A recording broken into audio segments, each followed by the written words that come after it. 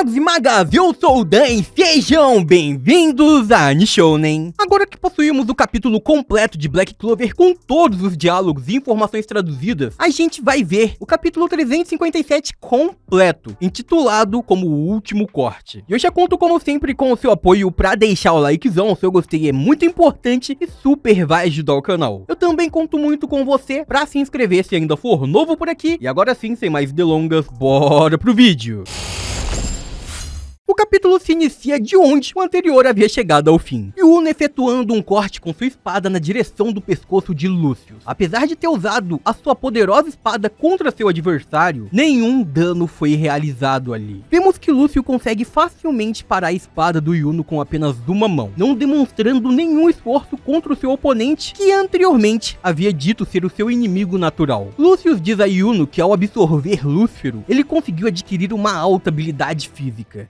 Seus ataques agora não iriam surtir nenhum efeito contra ele. Como podemos perceber, realmente o Lucius está extremamente resistente. A gente tem que lembrar que apenas Yami e Asta, unido com Lieb, foram capazes de causar algum dano em Lúcifero no combate anterior. Então contra Lucius seria a mesma situação. O seu corpo está muito mais resistente que o de um mago, alcançando uma resistência praticamente absoluta. Lucius começa a falar sobre o ambiente ao seu redor, especificamente sobre a magia da Terra do Nunca que foi criada por Yuno. Lucius diz que essa magia, uma magia tão extrema que era capaz de cobrir o reino inteiro, seria impossível de ser mantida por muito tempo. Nem mesmo Yuno seria capaz de fazer algo assim. Essa, por ser uma magia de grande escala, iria requerer muito poder mágico e concentração para que se mantivesse ativa. Algo no qual Yuno possuía, mas não de uma forma ilimitada. Então não seria por muito tempo. Além disso, ele tinha que se concentrar na batalha contra o Lucius. Apesar do Yuno não ser capaz de ferir o Lucius, os demais magos do reino de Clover estão se beneficiando da magia da Terra do Nunca, pois eles ficaram muito mais fortes através desse poder mágico criado por Bell e Yuno. Lucius então continua a dizer que não é uma ideia muito inteligente persistir nessa luta. Yuno apenas estaria prolongando um sofrimento inevitável, enquanto ainda estivesse tentando derrotar, era impossível. A cena muda para onde Yami, Jack e Morgan estão. Jack ainda está caído em cima da magia de árvore de William Vengeance, enquanto Yami tenta o proteger de qualquer forma, desviando os ataques de Morgan para impedir que faça algum dano em seu companheiro. Jack, que estava perdendo muito sangue por estar com sua barriga perfurada, começa a sentir uma grande fraqueza em seu corpo. Ele então se questiona se realmente vai perder a vida daquela forma. Então, perto de perder a vida, Jack se lembra de algo que aconteceu há muito tempo entre ele e o Capitão Yami. Ambos estavam lutando, até que Yami utilizou a sua magia de escuridão em Jack, o deixando consideravelmente assustado. Ao ver a incrível magia de Yami se aproximando dele, Jack desvia rapidamente. Logo em seguida, o questiona. Ele perguntava o que o Yami pensava em utilizar um ataque tão poderoso como esse. Porém, Jack mentalmente diz que se o Yami estivesse realmente lutando a sério, aquele ataque poderia ter levado o olho dele facilmente. E a gente sabe que esse sentimento de derrota é o que mais deixa Jack bravo, então ele fica indignado por Yami ser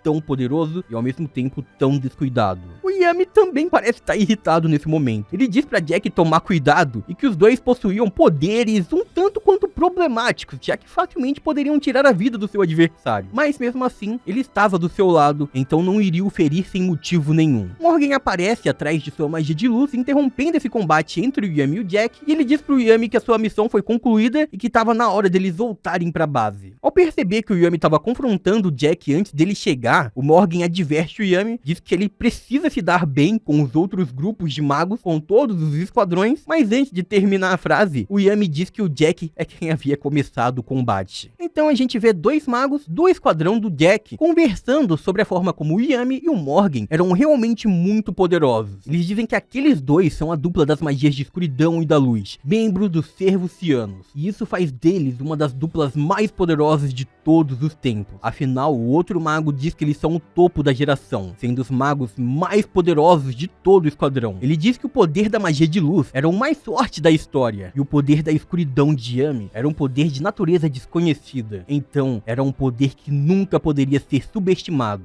Ambas as magias eram misteriosas e míticas, sendo magias nas quais tornavam seus usuários extremamente poderosos caso eles consigam utilizar seus verdadeiros potenciais. Ao escutar, o Jack fica extremamente empolgado com o que ele acabou de ouvir. Ele diz que essa informação é realmente interessante. Desde então, ele criou um grande objetivo. Um dia, ele iria ser capaz de cortar tanto a escuridão quanto a luz, utilizando o seu poder. Então agora é o fim do flashback, a gente volta ao presente e o Yami tenta levantar o Jack para que ele saísse dali, mas Jack se recusa a deixar aquele lugar. Jack diz para o Yami que ele se recusa a ser protegido por ele. Então, com sua própria determinação, o Jack se levanta. Ao olhar para o seu inimigo, Jack percebe que ele estava muito reluzente. Morgan estava preparando um poderoso ataque de luz, fazendo o ambiente inteiro a seu redor mudar por completo. Morgan diz que com a sua luz, ele irá mandar Yami e Jack para o céu. Então ele começa a iniciar os preparativos finais de sua magia, aproveitando a oportunidade e o fato de que os dois magos de Clover jamais iriam fugir. Jack, já em pé, começa a tremer e respirar de forma muito ofegante. O seu corpo estava completamente sem forças, ele estava fraco, impossibilitado de lutar, mas mesmo assim, ele resolveu continuar lutando, não importava a situação em que seu corpo se encontrava. Em seus pensamentos, o Jack diz que até agora ele estava rasgando, cortando